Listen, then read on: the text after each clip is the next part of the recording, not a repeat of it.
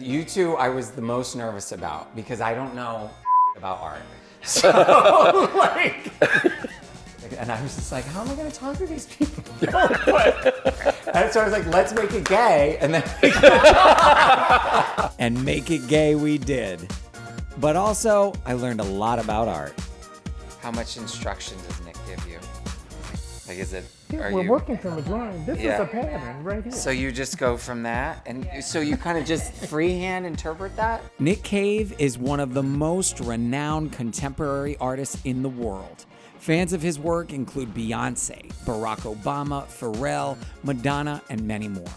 Are these for sale? These will ultimately be someone can come in and buy There's it. like a waiting list of like 50 people.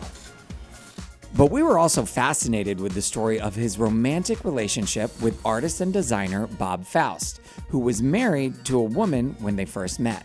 Denial's a really strong thing, right? And so in order for denial to work, you have to prove that what you're living is correct. We'll get to that story later. I'm Matthew Rodrigues, reminding you it's okay to ask questions. We're celebrating pioneers in the queer community in hopes of opening minds and hearts through thoughtful conversations.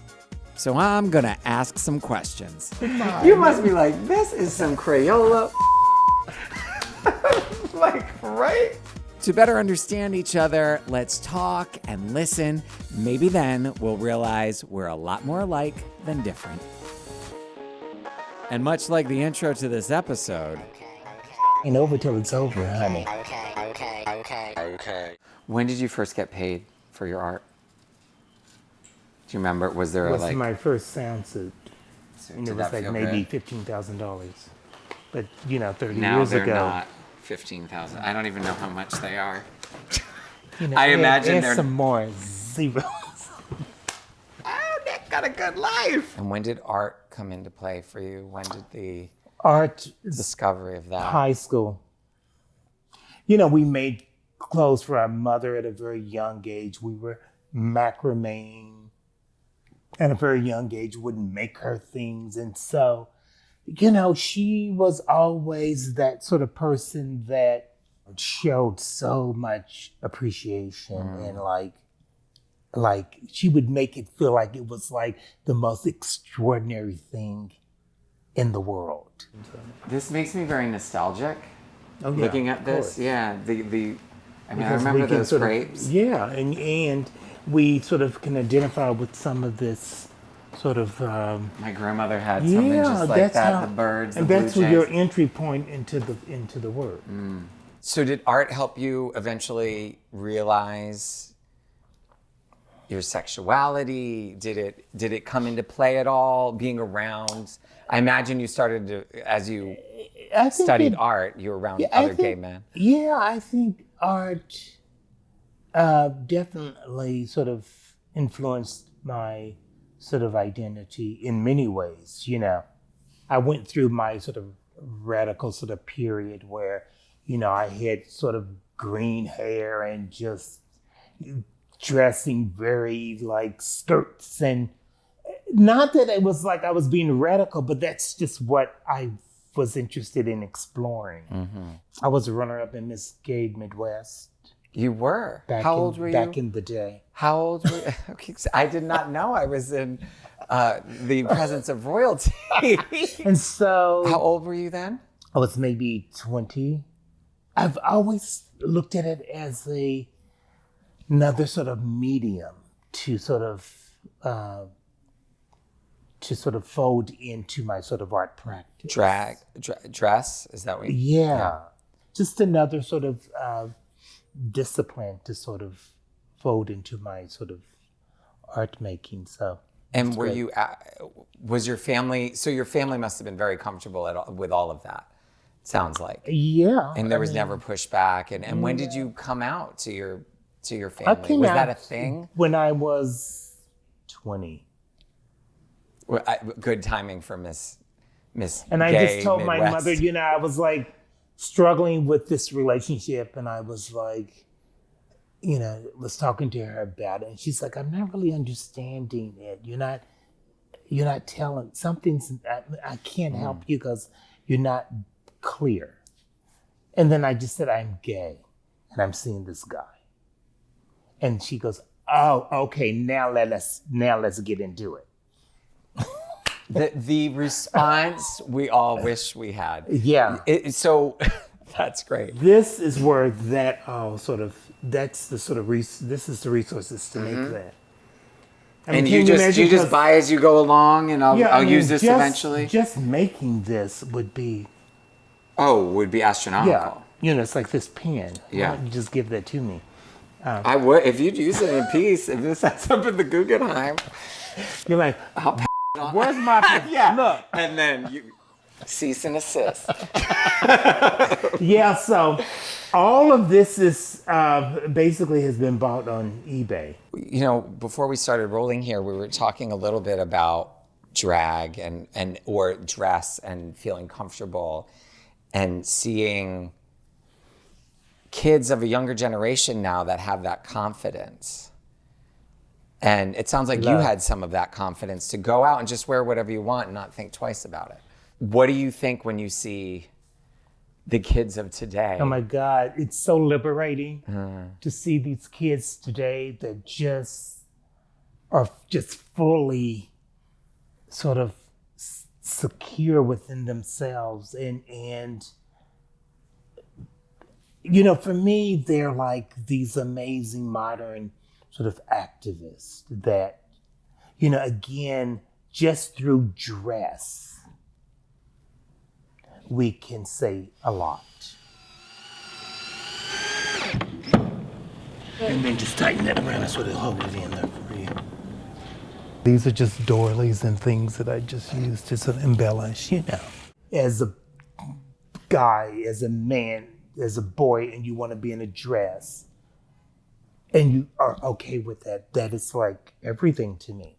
Doesn't it floor you how much people react Oh, I'm like, to that? I'm always floored because guess what? We're not going anywhere. Mm-hmm. We all are going to be here. We all are here. And we've got to figure out how we are all going to live together.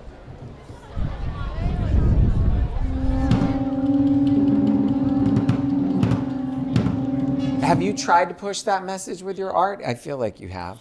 I think I do because I think, as an natural. artist, for me, it's really just a reflection on what's going on in the world. Mm-hmm. And I want my art to be a safe space for, us all to come together to have conversations that may be hard. Mm-hmm. And when I look at your sound suits, which are amazing, and I know they changed your life. Thank to you. me, that is ultimately a form of drag. Do you look at it that way? Yeah.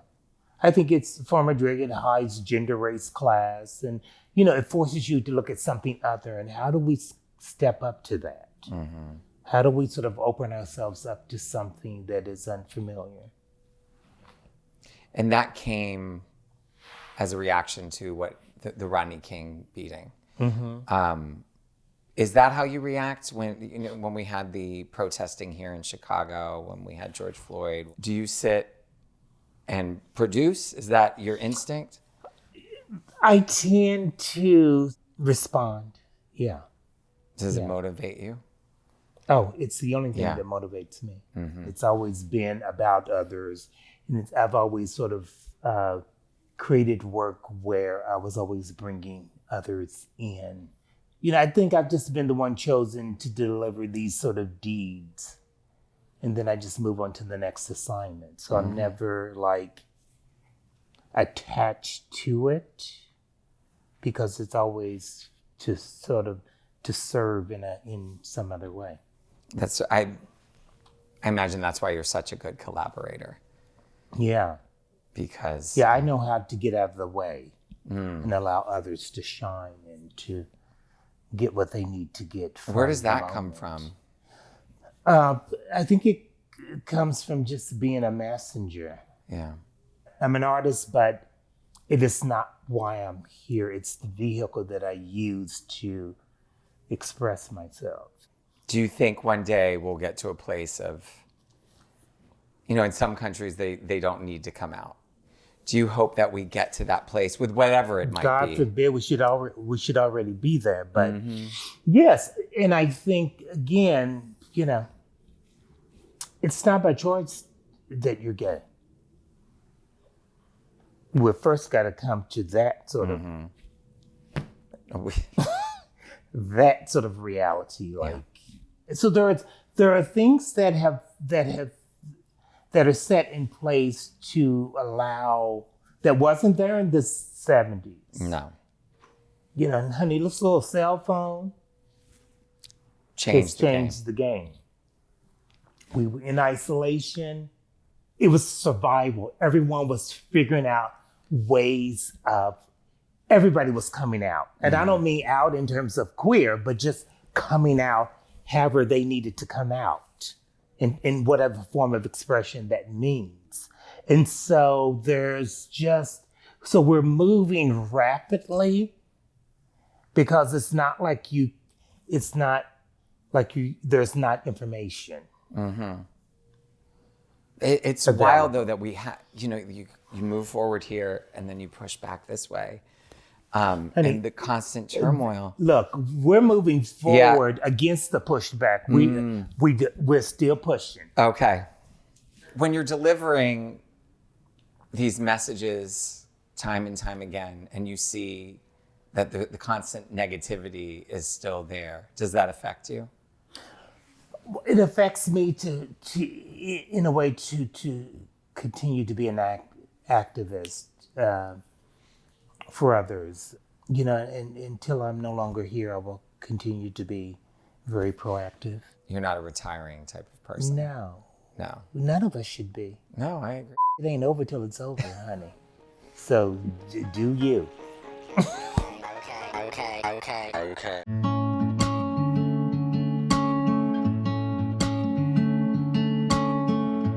I love the story of how you two met because there's nothing gayer to me than meeting at a sample sale, which is where you met. So could you dive into that a little bit?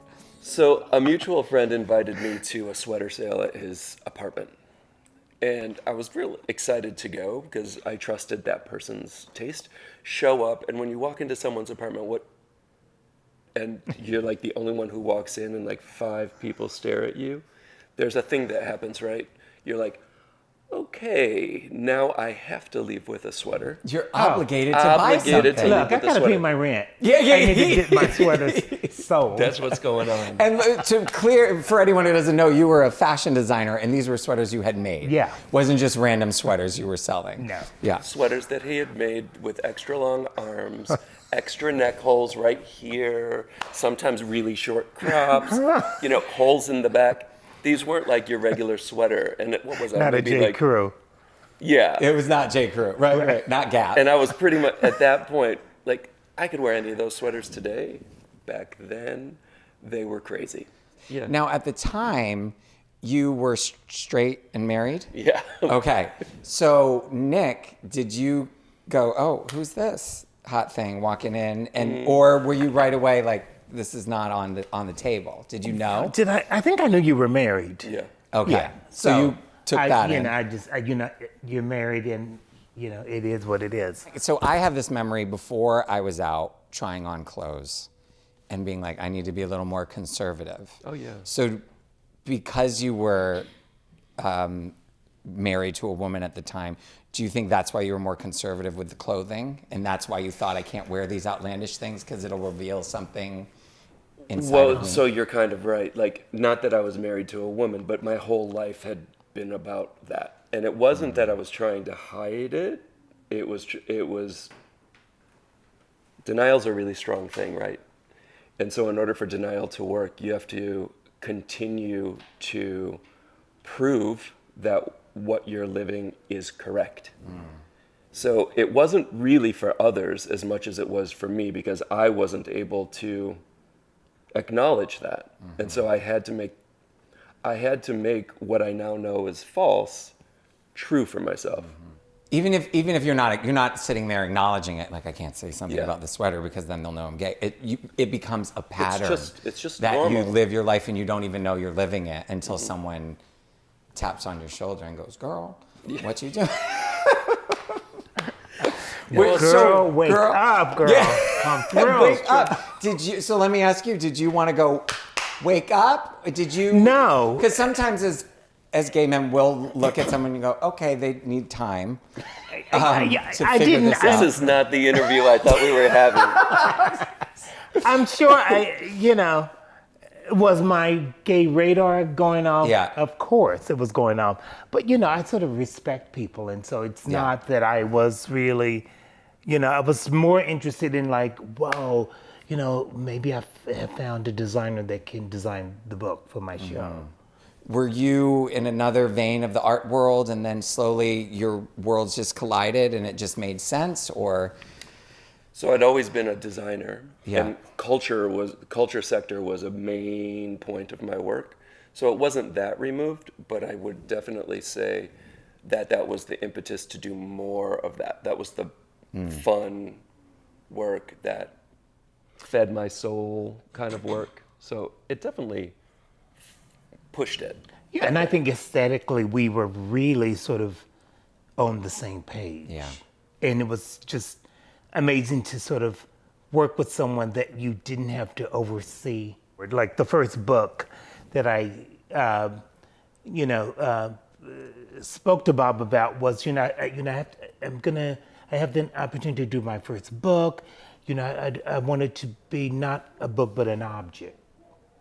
And so for him, Yeah, that was the like greatest prompt I've ever gotten from a client, right? It was like, yes, you're Totally. my person. Totally. yeah, and so that It just wasn't sort of like a typical design yeah. client relationship. It was much more of a partnership, because you both have a say in what you're trying to make.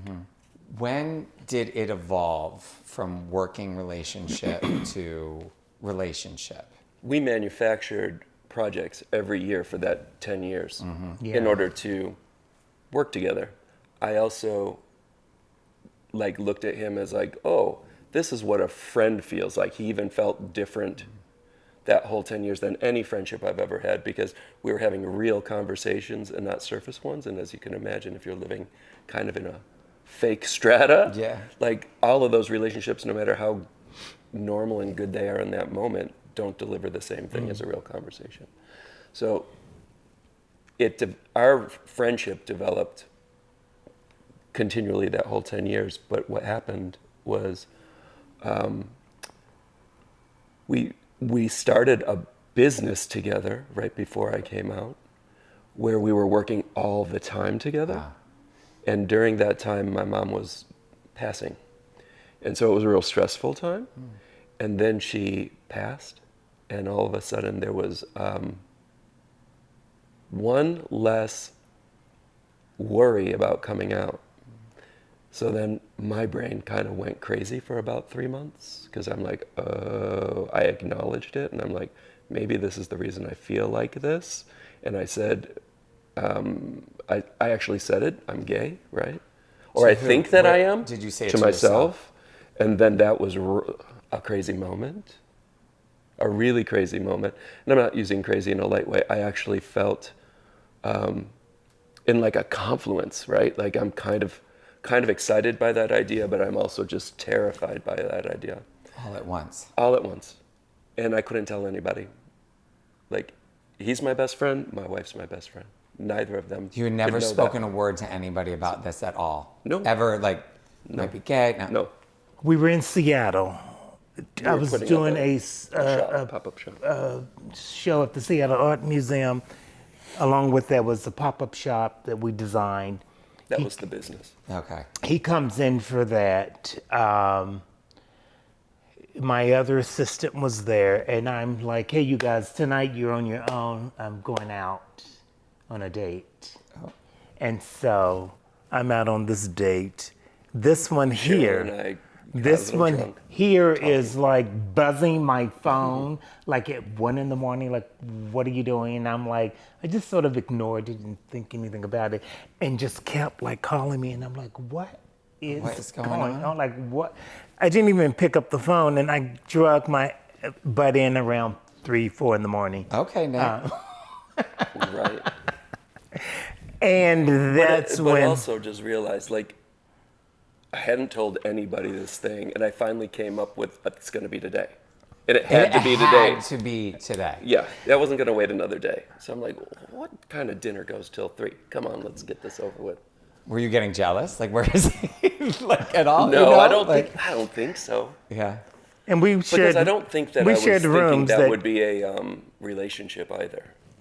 Right? What was that? You weren't. So you weren't. When you wanted to come out to him, it wasn't like I want to come out to you and you're the one. It was just I want to tell you my I story. want to tell you, and I didn't think that would be the one. Like Okay. that's too many things at one time Right. to even contemplate. No, right? it's a Like lot I to need to deal with process. one thing. And you were still with your wife at this point. Yeah. Okay. Yeah. So I hadn't told anybody yet. Yeah. How was it telling her? It was terrible. Yeah. Yeah, it was Yeah. terrible. Uh, Totally didn't come out the way it's supposed to come out. Like the greatest plans to say something in a way that can be even heard were all laid out in my head and on paper, and that's not how it happens. you can never plan the way you come No, out. it's right? too You scary. It's too scary because Yeah. you know the potential fallout, and so it's just very hard to stay focused and say I blurted. I just Yeah. How did your daughter? I mean, I know you're still close with your daughter. Oh, yeah. And She's amazing. she's great. How did she navigate it all? It was a really, really hard time. She was 8 years old. She was, her family fell apart. That's all she knows. Yeah. Right. I don't think she's always grown up in a very liberal space. So I don't think gay matters to her. Like, I think all her fallout was her family fell apart. And being a single child, an only child, I think when your parents break up, it's terrible, Doesn't matter what the reason. Doesn't matter what the reason. Doesn't matter what the reason. But I know she's older now and she lives here. Or Yeah, she goes back and forth, has a space She's here. actually in Yeah. college. She lives Yeah. in LA right now, but she lives here and she also lives at her mom's house. when she Artist comes back. in the She's a making. dancer. Dancer. Has she been in a sound created. suit? Yeah. Oh yeah. Oh, that's wonderful. She's been in been at in least many- like 5 different productions. Many performances. Oh, yeah. well, that's wonderful. Yeah. Okay.